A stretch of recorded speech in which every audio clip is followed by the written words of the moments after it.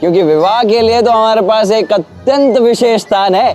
क्यों कान्हा? ओहो हो, उत्साह तो देखो हमारे होने वाले वर का है। जी हाँ नाना श्री, एक अत्यंत सुंदर स्थान, और वो स्थान है हमारी मथुरा। मथुरा? किंतु कृष्ण, मथुरा में तो प्रतिदिन युद्ध हो रहे हैं। आप इन्हें तो कहा ना नाना श्री, यहाँ प्रश्न हमारे सम्मान का है, विवाह तो होना ही चाहिए। क्यों? तुम ठीक कह रहे हो कृष्ण, तो प्रबंध आरंभ किया जाए।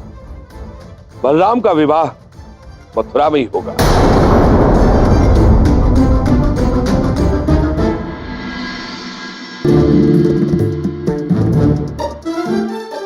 मथुरा में? ये कैसा उपहास है? तुमने स्वयं रेवती जी को वचन दिया था कि हमारा विवाह उनकी स्वप्न नगरी अर्थात भव्य दिव्य द्वारका में होगा करके। फिर अब तुम ये क्यों कह रहे हो कि ये विवाह यहाँ मथुरा में होगा, वो भी इस युद्ध की परिस्थिति के मध्य? शांत हो जाइए। आप विवाह से पूर्व रेवती भाभी को लेकर अत्यंत भावुक हो रहे हैं। द्वारका का निर्माण हम कर रहे हैं प्रजा के हित के लिए, अर्थात द्वारका का निर्माण मेरे विवाह के लिए नहीं हुआ। विवाह दाऊ, समझिए बात को। विवाह के लिए द्वारका का निर्माण नहीं हो रहा है। द्वारका का निर्माण हम कर रहे हैं इस प्रजा के कल्याण के लिए। तो तुमने रेवती जी से ये वचन दिया ही क्यों? उन्हें सत्य बताया क्यों नहीं कान्हा? शांत हो जाइए, शांत। आपका विवाह भी होगा, समझिए। विवाह में एक विधि तो नहीं होती, अनेक विधियां होती हैं। अनेक विधियां होती हैं कि नहीं? होती है कि नहीं? होती है। हाँ, इसी प्रकार आपका विवाह आरंभ होगा मथुरा में, संपन्न होगा द्वारका में।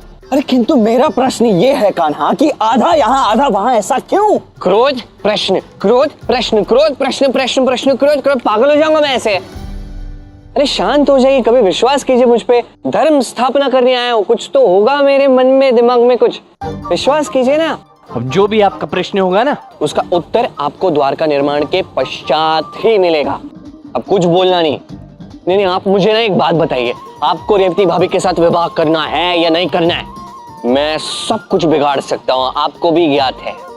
आपको रेवती भाभी के साथ विवाह करना है या नहीं करना है? उत्तर चाहिए मुझे, प्रश्न नहीं। करना है। करना है ना? जैसा मैं कहता हूँ वो सब सुनिए ना।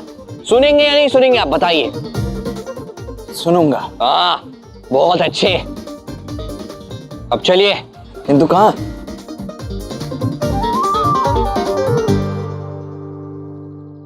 आपने मुझसे प्रश्न पूछा आपने मुझसे। नहीं, किसी और ने पूछा होगा। मैंने नहीं, जाने। हाँ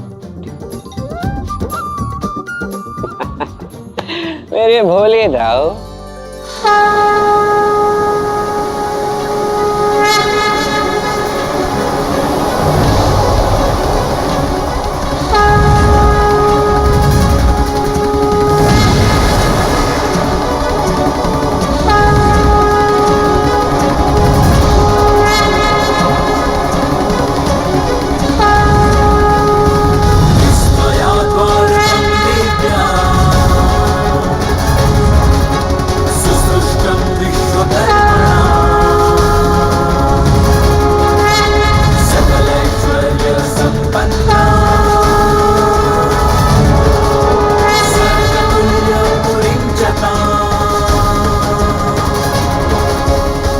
देव विश्वकर्मा, द्वारका का निर्माण हो चुका है।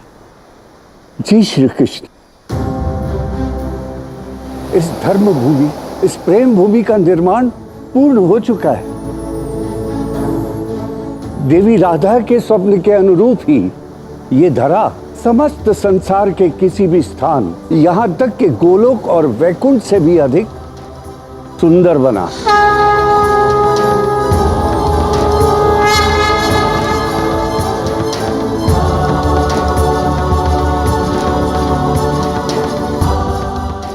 आप देख क्या रहे हो?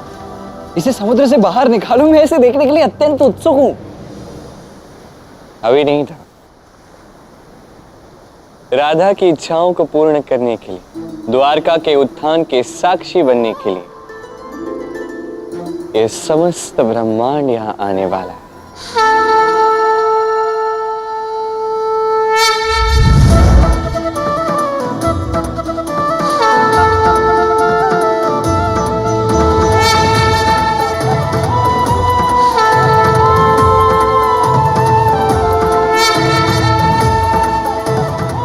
महादेव, राधा की इच्छा है कि द्वारका में भी गंगा जैसा ही पवित्र जल बहे। क्या ये हो सकता है?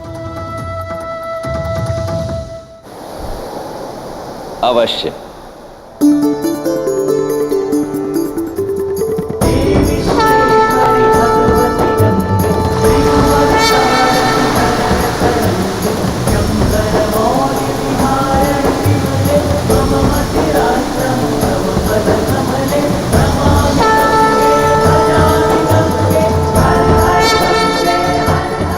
कुबेर, यदि आपकी अनुमति हो तो अक्षय पात्र यहाँ रह सकता है।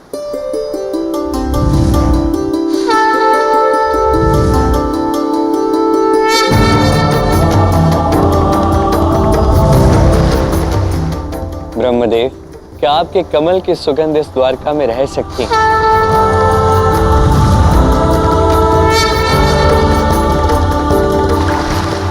द्वारका में मेरी वीणा के स्वर भी तो गूंजेंगे श्री कृष्ण।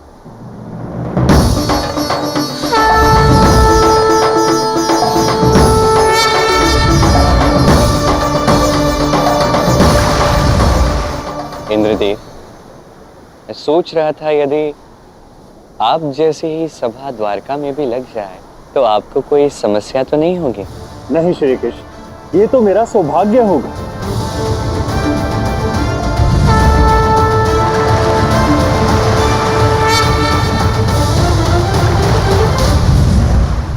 जी श्री कृष्ण, मेरा एक अंश सदैव द्वारका की रक्षा करेगा।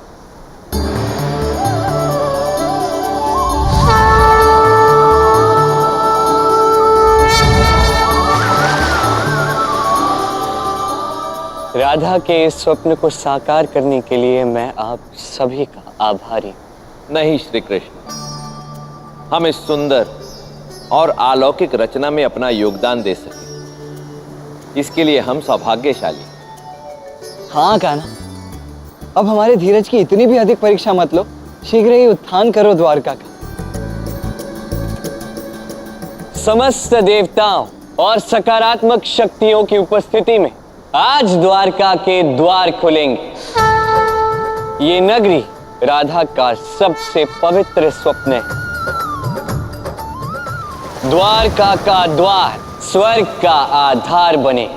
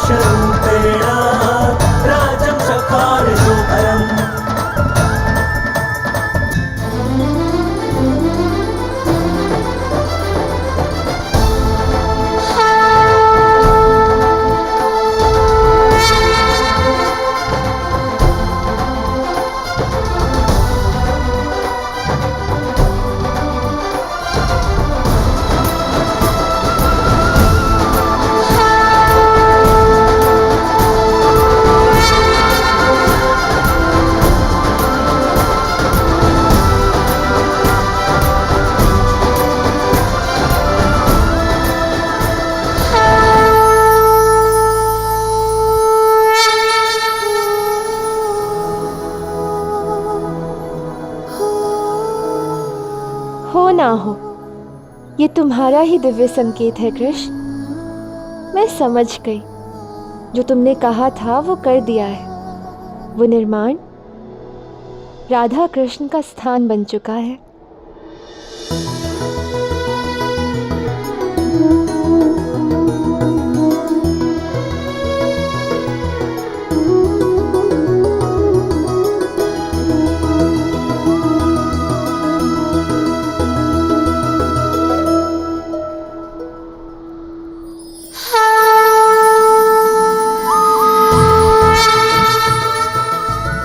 कृष्ण, तुमसे इतना प्रेम करती हूँ, पर तुम कैसे दिखते हो ये तक नहीं जानती। अब मैं और प्रतीक्षा नहीं कर सकती। अब मैं अपना प्रेम शीघ्र ही तुमसे स्वयं व्यक्त करूँगी, ताकि तुम यहाँ आओ और मुझे सदैव के लिए अपने साथ ले जाओ। मैं तुम्हें और तुम्हारे द्वारा किए जाने वाले भव्य निर्माण को देखने के लिए आतुर हूँ। पुनर्मिलन क्षण आने को है।